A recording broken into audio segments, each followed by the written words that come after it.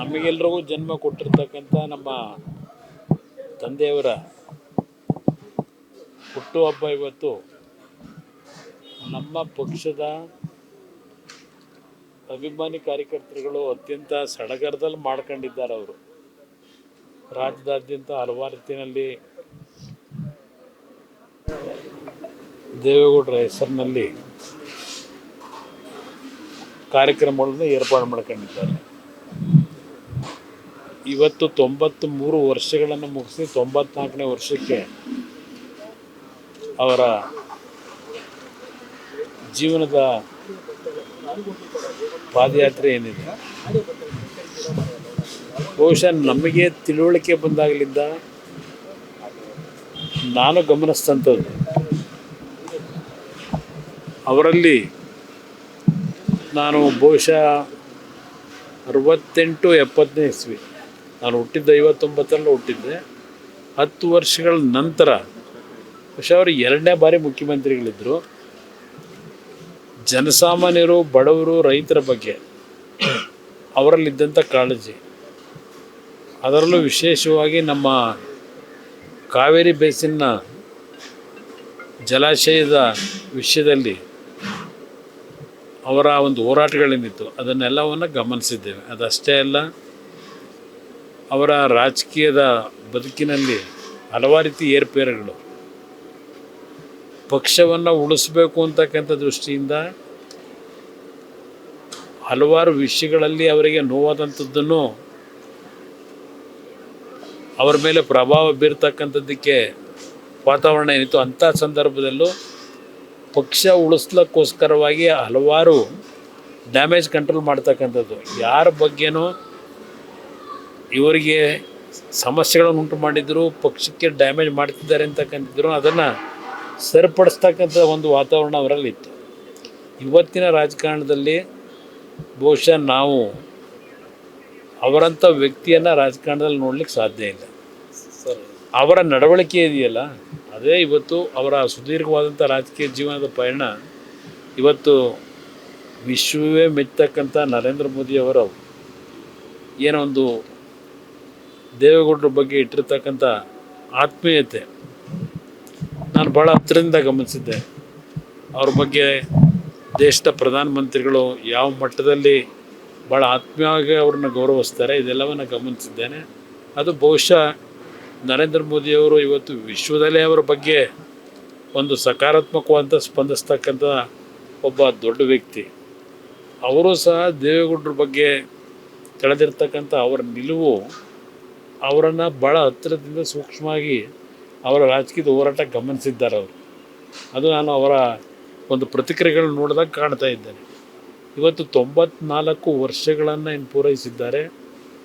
ಬಹುಶಃ ನನಗೆ, ನಾನು ದೇವರ ಮುಂದೆ ಹೋದಾಗ ಈಗಲೂ ಸಹ ಕೇಳೋದು, ನಮ್ಮ ತಂದೆ ತಾಯಿ ಇಬ್ಬರು ಆರೋಗ್ಯವಂತರಾಗಿ ಶತಾಯುಷಿಗಳಾಗಿ ಬದುಕಬೇಕು ಅಂತಕ್ಕಂಥದ್ದರೆ ನಾನು ದೇವ್ರಿಗೆ ಪ್ರಾರ್ಥನೆ ಮಾಡೋದು.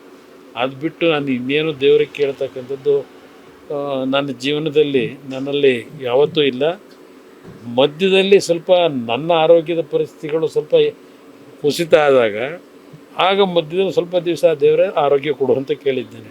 ನಾನು ಎಷ್ಟೋ ಬಾರಿ ಹೇಳಿದ್ದೇನೆ ನಮ್ಮ ಹುಡುಗರಿಗೆ, ನಾನು ನಮ್ಮ ತಂದೆ ತಾಯಿಯವರಿಗೆ ದೇವರಿಗೆ ಪ್ರಾರ್ಥನೆ ಮಾಡ್ತಾಯಿದ್ದೆ, ಶತಾಯುಷಿಗಳಾಗಿ ಮಾಡು, ಆರೋಗ್ಯ ಕೊಡು ಅಂತ ಹೇಳಿ. ನನಗೆ ಕೇಳ್ಕೋಬೇಕಾದ ಪರಿಸ್ಥಿತಿ ಬಂದ್ಬಿಡ್ತಲ್ಲ ಅಂತ ಹೇಳಿ ಹಲವಾರು ಬಾರಿ ಯೋಚನೆ ಮಾಡಿದ್ದೇನೆ. ಅಂದರೆ ಇವತ್ತಿನ ಅವರ ಒಂದು ಹುಟ್ಟಿದ ದಿನ ಏನಿದೆ, ದೇಶದಾದ್ಯಂತ ಹಲವಾರು ನಾಯಕರುಗಳು, ಪ್ರಧಾನಮಂತ್ರಿಗಳನ್ನು ಒಳಗೊಂಡಂತೆ, ರಾಷ್ಟ್ರಪತಿಗಳು ಒಳಗೊಂಡಂತೆ ಅವರಿಗೇನು ಶುಭ ಹಾರೈಸಿದ್ದಾರೆ, ಅವರಿಗೆ ನಾನು ನಮ್ಮ ಕುಟುಂಬದ ಪರವಾಗಿ ಎಲ್ಲರಿಗೂ ಕೃತಜ್ಞತೆ ಸಲ್ಲಿಸ್ತೇನೆ. ಸರ್, ಈಗ ಬಹುತೇಕ ಒಂದು ಉನ್ನತ ಹುದ್ದೆಯವರೆಗೂ ಕೂಡ ಅಲಂಕರಿಸಿದಂಥ ದೇವೇಗೌಡರು, ಒಂದು ಅಪವಾದ ಏನಂದರೆ ಅವ್ರು ಯಾವ ಹುದ್ದೆಯನ್ನು ಪರಿಪೂರ್ಣ ಮಾಡಲಿಲ್ಲ ಅಂತ. ಮುಂದಿನ ದಿನಗಳಲ್ಲಿ ರಾಜಕೀಯವಾಗಿ ಅವ್ರನ್ನ ಯಾವ ರೀತಿ ನೋಡ್ಬೋದು ಸರ್? ಅಂದರೆ ರಾಜ್ಯಸಭಾ ಅವಧಿ ಕಂಟಿನ್ಯೂ ಆಗುತ್ತಾ ಹೇಗೆ? ಇಲ್ಲ, ನಾವು ಅದ್ರ ಬಗ್ಗೆ ಚಿಂತನೆ ಮಾಡಿಲ್ಲ. ಯಾವುದು ಪತ್ರಿಕೆಗಳಲ್ಲಿ ಮಾಧ್ಯಮದಲ್ಲಿ ಬರ್ತಾ ಇರ್ತಕ್ಕಂಥದ್ದು ಗಮನಿಸಿದ್ದೇನೆ. ಆದರೆ ನಾವು ಇಲ್ಲಿಯವರೆಗೂ ಈಗಾಗಲೇ ಅವರು 93 ವರ್ಷ ಏನು ಪೂರೈಸಿದ್ದಾರೆ. ಇಂಥ ಒಂದು ಪರಿಸ್ಥಿತಿನಲ್ಲಿ ನಾವು ಅವರು ಇನ್ನೂ ದೊಡ್ಡ ಮಟ್ಟದಲ್ಲಿ ಪದವಿಗಳನ್ನು ಪಡಿಬೇಕು, ಈಗ ಪತ್ರಿಕೆಗಳಲ್ಲಿ ಬರ್ತಕ್ಕಂಥ ಗಮನಿಸಿದ್ದೇನೆ, ರಾಜ್ಯಸಭಾ ಸದಸ್ಯರಾಗಿ ಮುಂದುವರಿತಾರೋ ಇಲ್ವೋ, ಅವ್ರಿಗೆ ಬೆಂಬಲ ಕೊಡ್ತಾರೋ ಇಲ್ವೋ ಅಂತಕ್ಕಂಥ ವಿಷಯಗಳನ್ನು ಮಾಧ್ಯಮದಲ್ಲಿ ಗಮನಿಸಿದ್ದೇನೆ. ಆದರೆ ಅವರಿಗೆ ಯಾವುದೇ ಅಧಿಕಾರ ಇಲ್ಲದೇ ಇದ್ದರು ಅವರ ಬದುಕು ಜನಸಾಮಾನ್ಯರ ಮಧ್ಯದಲ್ಲೇ ಬಂದಿರತಕ್ಕಂಥವ್ರು. ಹಲವಾರು ಚುನಾವಣೆಗಳಲ್ಲೂ ಸೋತಿದ್ದಾರೆ. ಸೋತಂಥ ಸಂದರ್ಭದಲ್ಲೂ ಮನೇಲೆಂದೂ ಕೂರಲಿಲ್ಲ ಅವರು. ಜನತೆಯ ಸಮಸ್ಯೆಗಳಿಗೆ ಸರ್ಕಾರಗಳು ಜನವಿರೋಧಿ ನೀತಿ ಮಾಡಿದಾಗ ಹೋರಾಟ ಮಾಡೋದನ್ನ ಬಂದಿರತಕ್ಕಂಥದ್ದು ನಿರಂತರವಾಗಿ ಕಂಡಿದ್ದೇವೆ. ಅವ್ರಿಗೆ ಅಧಿಕಾರ ಇರಲಿ ಇಲ್ಲದೆ ಹೋಗಲಿ, ಅವ್ರ ವಯಸ್ಸು ಮುಂದಕ್ಕೆ ಹೋದ್ರೂ ಆ ವಯಸ್ಸಿನ ಒಂದು ಹಿನ್ನೆಲೆಯಲ್ಲಿ ಮೌನವಾಗಿ ಕೂರ್ತಕ್ಕಂಥವ್ರಲ್ಲ ಅವರು. ಈಗಲೂ ಸಹ ಹೋರಾಟದ ಒಂದು ಮನೋಭಾವದಿಂದ ಏನು ಬಂದಿದ್ದಾರೆ. ರಾಷ್ಟ್ರದಲ್ಲಿ ಆಗ್ತಕ್ಕಂಥ ಸಮಸ್ಯೆಗಳಿಗೆ ಧ್ವನಿಯಾಗಿ ಕೆಲಸ ಮಾಡ್ತಾರೆ ಅನ್ನೋದು ನನ್ನ ಅಭಿಪ್ರಾಯ. ಸರ್, ಈಗ ಪ್ರಧಾನಿಗಳ ಜೊತೆಯಲ್ಲಿ ಬಹಳ ಹತ್ತಿರದ ಬಾಂಧವ್ಯ ಹೊಂದಿದಂತಹ ಪಕ್ಷ ದೇವೇಗೌಡರಾಗಲಿ ತಾವಾಗಲಿ, ಈ ಹಿನ್ನೆಲೆಯಲ್ಲಿ ಪ್ರಧಾನಮಂತ್ರಿಗಳು ಮೊನ್ನೆ ಕೊಟ್ಟಂತ ಸ್ಟೇಟ್ಮೆಂಟ್ನ ಹೇಗೆ ನೋಡ್ತೀವಿ ಸರ್? ಅಂದರೆ ಡೀಸೆಲ್ ಪೆಟ್ರೋಲ್ ನೋಡಿ, ಪ್ರಧಾನಮಂತ್ರಿಗಳು ಮೊನ್ನೆ ದಿನ ಕೊಟ್ಟಂಥ ಹೇಳಿಕೆ ಏನಿದೆ, ಬಹುಶಃ ಹೈದರಾಬಾದ್ನಲ್ಲಿ ಮೊದಲನೇ ಹೇಳಿಕೆ ಕೊಟ್ಟರು. ಹೈದರಾಬಾದ್ನಲ್ಲಿ, ಬೆಂಗಳೂರಿನಲ್ಲೂ ಆ ಒಂದು ವಿಷಯವನ್ನು ಪ್ರಸ್ತಾಪ ಮಾಡಿದ್ದಾರೆ. ಇವತ್ತು ಇಂಧನವನ್ನು ಉಪಯೋಗ ಮಾಡ್ತಕ್ಕಂಥದ್ದು ಸ್ವಲ್ಪ ಉಳಿತಾಯ ಮಾಡಬೇಕು ಅಂತಕ್ಕಂಥದ್ದನ್ನು ಹೇಳಿದ್ದಾರೆ. ಚಿನ್ನವನ್ನು ಖರೀದಿ ಮಾಡೋದು 1 ವರ್ಷ ಮುಂದಕ್ಕೆ ಹಾಕಿ ಅಂತಕ್ಕಂಥದ್ದನ್ನು ಮನವಿ ಮಾಡಿದ್ದಾರೆ. ಅದೇ ರೀತಿಯಲ್ಲಿ ವಿದೇಶಗಳಿಗೆ ಹೋಗ್ತಕ್ಕಂಥದ್ದು, ದುಂದು ವೆಚ್ಚ ಮಾಡ್ತಕ್ಕಂಥದ್ದನ್ನು ಕಡಿಮೆ ಮಾಡಿ ಅಂತಕ್ಕಂಥದ್ದನ್ನು ಅವ್ರು ಹೇಳಲಿಕ್ಕೆ ಕಾರಣ, ಇವತ್ತು ಯಾವೊಂದು ಅಮೇರಿಕ, ಇಸ್ರೇಲ್ ದೇಶಗಳು ಇರಾನ್ ಮೇಲೆ ನಡೆಸಿದಂಥ ಒಂದು ದಾಳಿ, ಇವತ್ತು ಈ ಒಂದು ಯುದ್ಧದ ಹಿನ್ನೆಲೆಯಲ್ಲಿ ವಿಶ್ವದಲ್ಲೇ ಹಲವಾರು ದೊಡ್ಡ ದೊಡ್ಡ ದೇಶಗಳಲ್ಲೂ ಸಹ ಆರ್ಥಿಕವಾಗಿ ಸಂಕಷ್ಟಗಳನ್ನು ಎದುರಿಸ್ತಾ ಇದ್ದಾರೆ. ನಮ್ಮ ದೇಶದಲ್ಲಿ ನಾವು ಯಾವೊಂದು ಪೆಟ್ರೋಲಿಯಂ ಪ್ರಾಡಕ್ಟ್ಗಳನ್ನು ನಾವು ಉತ್ಪಾದನೆ ಮಾಡೋಕ್ಕೆ ಇಲ್ಲಿ ನಮ್ಮ ದೇಶದಲ್ಲಿ ಅವಕಾಶಗಳಿಲ್ಲ. ನಾವು ವಿದೇಶಗಳಿಂದ ಆಮದು ಮಾಡ್ಕೊಳ್ತಾ ಇರತಕ್ಕಂಥ ಈ ಒಂದು ಪೆಟ್ರೋಲಿಯಂ ಪ್ರಾಡಕ್ಟ್ ಏನಿದೆ, ಇವತ್ತು ವೇರಿಯೇಷನ್ ಆಗ್ತಾ ಇದೆ. ಮುಂದೆ ಇನ್ನೂ ಯಾವ ಥರ ಇದರ ಒಂದು ವಾತಾವರಣ ನಿರ್ಮಾಣ ಆಗ್ಬೋದು ಅಂತಕ್ಕಂಥದ್ದನ್ನೆಲ್ಲ ಗಮನಿಸೇನೆ ಇವತ್ತು ದೇಶದಲ್ಲಿ ಯಾವುದೇ ರೀತಿಯ, ಏಕೆಂದರೆ ನಮ್ಮ ದೇಶ ನರೇಂದ್ರ ಮೋದಿಯವರು ಬಂದ ನಂತರ ಇವತ್ತು ವಿಶ್ವದಲ್ಲಿ 4ನೇ ಸ್ಥಾನಕ್ಕೆ ಬಂದಿದ್ದೇವೆ ಆರ್ಥಿಕ ನಿರ್ವಹಣೆಯಲ್ಲಿ. ಇವತ್ತು ಮತ್ತೆ ಅದು ಬೇರೆ ರೀತಿಯಲ್ಲಿ ರಿವರ್ಸ್ ಹೋಗಬಾರ್ದು ಅಂತಕ್ಕಂಥದ್ದು ಒಂದು ಅವ್ರ ಮನಸ್ಸಿನಲ್ಲಿ ಇರ್ತಕ್ಕಂಥದ್ದು. ದೇಶದಲ್ಲಿ ಅನಾಹುತಗಳು, ಎಕನಾಮಿಕಲಿ ಅನಾಹುತಗಳು ಆಗಬಾರ್ದು ಅಂತಕ್ಕಂಥ ಹಿನ್ನೆಲೆಯಲ್ಲಿ ದೇಶದ ಜನತೆಗೇನು ಮನವಿ ಮಾಡಿದ್ದಾರೆ, ದೇಶದ ಜನತೆಯು ಅಷ್ಟೇ ಪೂರಕವಾಗಿ ಒಂದು ರೀತಿ ಅವರಿಗೆ ಬೆಂಬಲ ವ್ಯಕ್ತಪಡಿಸಿದ್ದಾರೆ. ವಿರೋಧ ಪಕ್ಷಗಳು ಮಾತನಾಡ್ತಕ್ಕಂಥದ್ದು ಸರ್ವೇ ಸಾಮಾನ್ಯ, ಅದೇನು ಮಾಡಲಿಕ್ಕಾಗಲ್ಲ. ಈಗ ನಾನು ಕೇಳಲಿಕ್ಕೆ ಬಯಸ್ತೀನಿ ಕಾಂಗ್ರೆಸ್ನ ನಾಯಕರಿಗೆ, ಈಗ ಅವ್ರ ಪೊಸಿಷನ್ನಲ್ಲಿ ನೀವೇ ಇದ್ದಿದ್ರೆ ಏನು ತೀರ್ಮಾನ ತೆಗೆದುಕೊಳ್ತಾ ಇದ್ದೀರಿ? ದಯವಿಟ್ಟು ಸ್ವಲ್ಪ ಜನತೆ ಮುಂದೆ ಇಡಿ. ಹಿಂದೆ ಹಲವಾರು ಸಂದರ್ಭಗಳಲ್ಲಿ ಯಾವ್ಯಾವ ತೀರ್ಮಾನಗಳು ನೀವು ಸರ್ಕಾರ ಮಾಡಬೇಕಾದ್ರೆ ನಿಮ್ಮ ಹಳೆಯ ನಾಯಕರುಗಳು ಹಿಂದೆ ಇದ್ದಂಥವ್ರು ಏನೇನು ಮಾಡಿದ್ದಾರೆ ನಿಮ್ಮ ಕಣ್ಣು ಮುಂದೆ ಇದೆ, ನಾನು ರೆಕಾರ್ಡ್ಸ್ ಇದೆ. ಅದರಿಂದ ಇಂಥ ಸಂದರ್ಭದಲ್ಲಿ ಸಣ್ಣತನದ ಹೇಳಿಕೆಗಳಿಗಿಂತ ಇವತ್ತು ದೇಶದ ಮುಂದಿನ ಒಂದು ಬದುಕಿನ ದೃಷ್ಟಿಯಿಂದ, ಯಾಕಂದರೆ ಮೊನ್ನೆ ನೆದರ್ಲ್ಯಾಂಡ್ನಲ್ಲಿ ಹೋದ ಒಂದು ಮಾತು ಹೇಳಿದರು, ಇವತ್ತಿನ ಪರಿಸ್ಥಿತಿನಲ್ಲಿ ನಾವು ಸರಿಯಾದ ರೀತಿಯ ನಮ್ಮ ನಿರ್ವಹಣೆಗಳಿಲ್ಲದೆ ಇದ್ದರೆ ಬಡತನ ಅಂತಕ್ಕಂಥದ್ದನ್ನು ನಾವು ಮತ್ತೆ ಕಾಣಬೇಕಾದಂಥ ಅನಿವಾರ್ಯತೆ ಬರುತ್ತೆ ಅನ್ನೋದನ್ನು ಹೇಳ್ತೇವೆ.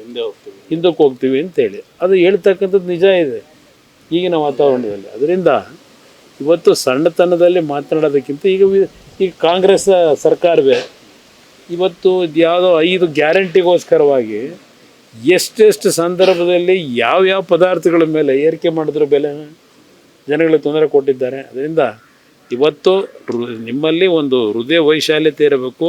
ಇಂಥ ಸಂದರ್ಭದಲ್ಲಿ ನಾವೆಲ್ಲರೂ ಜೊತೆಗೂಡಿ ಕೆಲಸ ಮಾಡಬೇಕು ಅನ್ನೋದು ನನ್ನ ಅಭಿಪ್ರಾಯ. ನಾಳೆ ಏನು ಸಾಧನಾ ಸಮಾವೇಶ ಮಾಡ್ತಾರೆ? ಯಾವ ಪುರುಷಾರ್ಥಕ್ಕೆ ಸಾಧನಾ ಸಮಾವೇಶ? ಈಗ ಮೊನ್ನೆ ಒಂದು ಯಾವುದೊಂದು ಪತ್ರಿಕೆಯಲ್ಲಿ ನಾನು ಗಮನಿಸ್ತಾ ಇದ್ದೆ, 732 ಪೊಲೀಸ್ ಅಧಿಕಾರಿಗಳ ಅಮಾನತು ಅಂತ ಹೇಳಿ. ಯಾತಕ್ಕೆ ಮಾಡಿದ್ರು? ಅಮಾನತು ಮಾಡಿದ್ದು ಬೇರೆ. 732 ಜನ ಪೊಲೀಸ್ ಅಧಿಕಾರಿಗಳು ಇವತ್ತು ಯಾವ ಒಂದು ಕಾರಣಕ್ಕೆ ಅಮಾನತು ಮಾಡಿದ್ರು? ಕಳ್ಳತನ ಮಾಡೋದು, ಅವರೇ ನಿಂತು ಕಳ್ಳತನ ಮಾಡಿಸೋದು, ಮನೆಗೆ ಕನ್ನ ಹಾಕ್ಸೋದು, ಪಿಕ್ ಪ್ಯಾಕೆಟ್ ಮಾಡಿಸೋದು, ಅಲ್ಲಿಂದ ನಿಮ್ಮ ಈ ಮಾದಕ ದ್ರವ್ಯಗಳ ಇದಕ್ಕೆ ಅವರಿಗೆ ರಕ್ಷಣೆ ಕೊಡ್ತಕ್ಕಂಥದ್ದು, ಅಂಥ ವ್ಯಕ್ತಿಗಳಿಗೆ ವರ್ಗಾವಣೆಗಳಲ್ಲಿ ಯಾವ್ಯಾವ ರೀತಿ ನಡೆಸಿದ್ದಾರೆ, ಇವೆಲ್ಲ ನೋಡಿದಾಗ ಇದು ಏನು ಸಾಧನೆ ಮಾಡ್ತಾರೆ ಇವರು? ಯಾವ ಸಾಧನೆ ಮುಖಾಂತರ ಸಂದೇಶ ಕೊಡ್ತಾರೆ ಏನಿದೆ ಅಂತ ಹೇಳಿ. ಅದರಿಂದ ಈ ಸಾಧನಾ ಸಮಾವೇಶ ಬಹುಶಃ ಮುಂದಿನ ದಿನಗಳು ಕರ್ನಾಟಕ ರಾಜ್ಯದಲ್ಲೂ ಕಾಂಗ್ರೆಸ್ನ ಸಂಪೂರ್ಣ ವಿದಾಯ ಹೇಳ್ತಕ್ಕಂಥದ್ದಕ್ಕೆ ಈ ಸಾಧನಾ ಸಮಾವೇಶಗಳು ಮುಂದಿನ ದಿನಗಳಲ್ಲಿ ಜನ ನಿರ್ಧಾರ ಮಾಡ್ತಾರೆ.